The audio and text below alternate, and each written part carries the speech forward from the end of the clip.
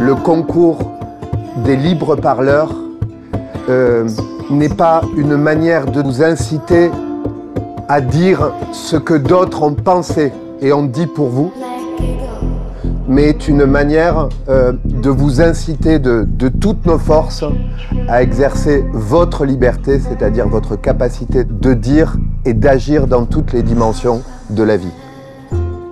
Le projet des libres parleurs, en fait, il nous permet de dire énormément de choses, de libérer aussi une parole que nous, elle est tout le temps enfouie en nous, etc.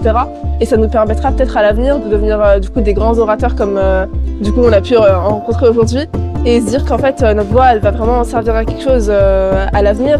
Moi, ça m'a manqué. J'aurais adoré quand j'étais lycéenne, en fait, d'avoir accès plus à ça, à des gens qui me ressemblent, qui ont à peu près mon âge et qui puissent me dire, bah voilà, en fait, ta parole est légitime, tu as intérêt à la travailler parce que ça peut être un outil puissant pour défendre vos inégalités, pour te battre contre des dominations, pour te battre contre ce qui te semble injuste. Je me défends avec les mots, en fait.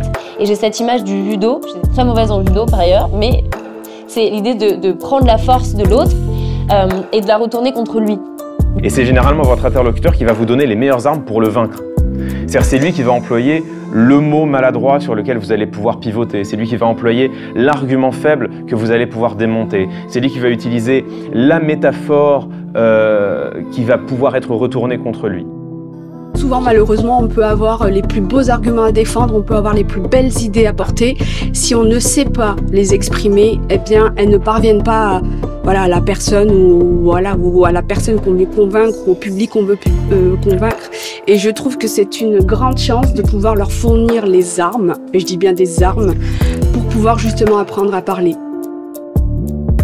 Je veux vous dire que pour la municipalité, c'est aussi un immense acte de confiance dans ce que vous êtes et dans votre capacité présente et future à résoudre à peu près tous les problèmes et peut-être un peu plus.